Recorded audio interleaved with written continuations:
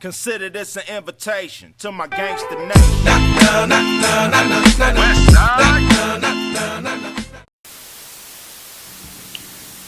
Whew, that was good. Oh, Moms, yes, I appreciate the food. I appreciate the hospitality. Food was awesome. I appreciate it. But check this out. I got it from here. Me and the little homie gonna get along just fine. So, what's up, little homie? What's happening with you? I'm King Ruler, and I run an organization called Heal PTHD. And your mother invited me today to talk to you about some issues you're having. Seems like you think you a gangster.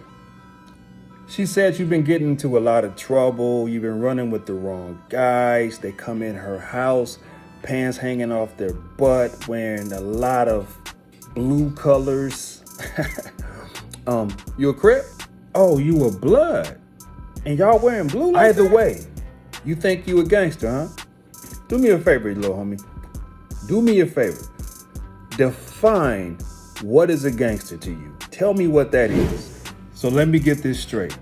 You think a gangster is your hood, the sets you claiming, the fact that you can react to people in an angry way over something that has nothing to do with you, and the fact that you are bold enough to risk your life for it. You think that's gangster. Do I got this right? Oh, the hood is your family. Oh, okay. But your mom called me here, right? So what is your mother to you? Is she family? Oh, she is. So you think the hood is equal to your mother? Like they care more about you or equally about you as your mother would? Let me ask you this. Have you been to jail? Yeah. Okay. All right. So when you were in jail, who came to see you the most? Your mother or the homies? When you were in jail, who put money on your books so you can have commissary? When you got out, who gave you a place to stay and made sure you had food to eat and tried to get you on the right track, help you with jobs and stuff like that? Who was there doing that stuff for you, trying to get you on the right track? Oh, it was your mother, right? But you feel like the homies still got more love for you, right? You think the homies still really care about you, huh? Listen, son, if you don't hear nothing else that I say, little homie, if you don't hear nothing else that I say, hear this. You are not a gangster. You are confused. You see, your father's not around. You don't have that male voice to respect in the house. And the only voice of respect that you probably see or hear is out there in them streets.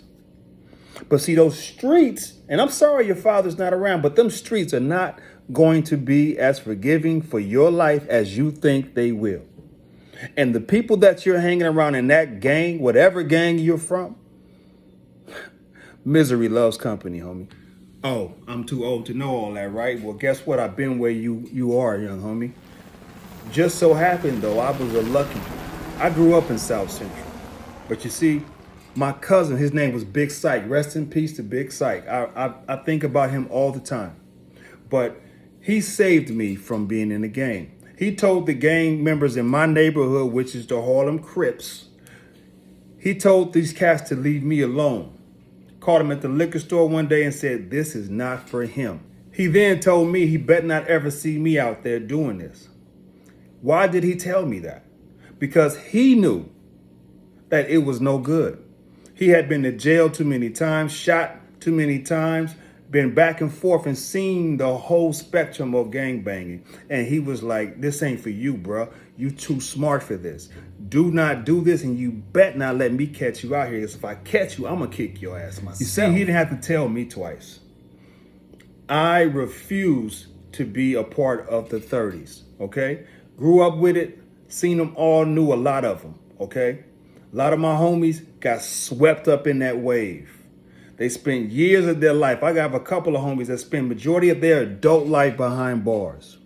Some of them didn't make it that far. They got killed, including Big Syke.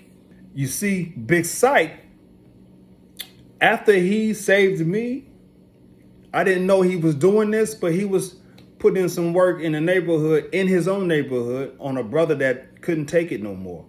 And one day gave him a call. He came through, thought it was going to be the regular charades. when he came through, the guy wasn't there. He's standing outside of his car, him and another friend. The dude that invited him over there came through and AK'd him all up, laid him down. 20 years old. He's dead, done, killed by his own hood. Sound familiar, Nipsey Hussle? You see, little homie, you banging for a hood who doesn't care about you. You banging for a hood because misery loves company. They love the misery that you're going. They can see the misery of your father not being there, the vulnerability of you not having a male guidance around you, and they're preying on that.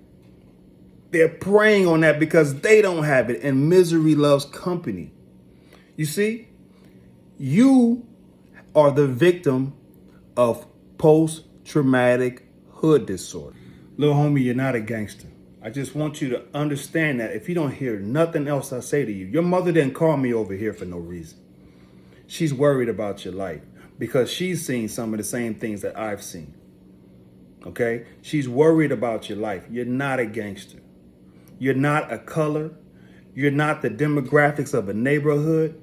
This world is way bigger than your neighborhood. You were born in this world for a purpose, to contribute to the world, not your neighborhood only. And you're not even contributing to your neighborhood, you're killing your neighborhood. Let me show you why. I bet you your big homies didn't tell you this. You see, over 15,000 deaths of young black men have been at the hands of gang members since the 80s. Over 15,000. Count it. And you're a part of that equation. Because if you're in a gang, I'm sure you're out there putting in some kind of work in order to get the respect from the cats in your neighborhood. Now, see, most people get to acting all funny style when the police shoot us, which is still wrong. It's all wrong. None of it's correct. I'm not saying that. But when the police shoot us, people get all up in arms and want to go march and want to protest and do all these things, right? But guess what? If you count from Reconstruction, which means after slavery, to now, there's less than 4,000 deaths at the hand of these people that don't look like us, police or not. Do the numbers. That's over 3 to 4 times the deaths that we cause ourselves. Listen to you. We kill ourselves 15,000 rates and above. They've done less than 4. But we are more worried about them. No, y'all are the problem. You gang members are the problem. In our neighborhoods, why our kids can't walk down the street and feel safe in the own neighborhood they grew up in is because of people like you. And you want to be a gangster? At the end of the day, it's your life. But I'm only here as a man who cares about young brothers. I don't want to see you in no slave plantation called a jail cell. And I don't want to see you in a pine box. And I don't think God sent you to this planet through your mother and father to be born into this world, to give your life away for a neighborhood, for a color. There's a better way, brother. There's a better way. You may not have heard this before in your life, but you can't say that anymore. Now you've heard that there's a better way. The answer now is for you to seek out that better way. And if you need help, that's what I'm here for. I know my generation did it. I know my generation made the music. I know. Snoop Dogg is from my generation. I get it, brother. I get it. I can't stand Snoop Dogg myself to this day. I can't stand Death Row as a whole to this day. I can't stand anything gangster rap related to this day. I can't even stand Dr. Dre. Great producer, poisonous brother. You see, that music that we came up in was the soundtrack that fed the trauma that we were experiencing in real life.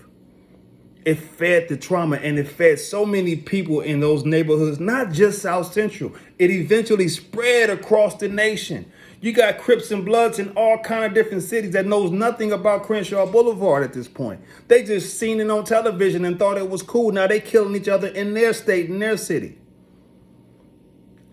This Gangsta Nation thing has gotten out of control, and it needs to be dealt with. And that's what I'm here to do. I'm here to let all of you gangsters know you are not a gangster. You are a traumatized individual that grew up in a dysfunctional society called a neighborhood. And right now, brothers, you particularly, Your trauma is in control. Your trauma is controlling you.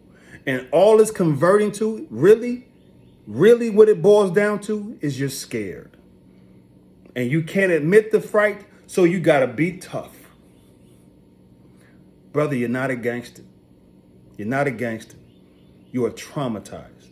And if you want to get past the trauma, the first thing you got to do is admit you are not a gangster. Are you ready to admit it? Are you ready to change your life? Are you sick of looking over your shoulder? Are you sick of spending time in a penitentiary, eating spread sandwiches? Are you sick of your children not seeing you?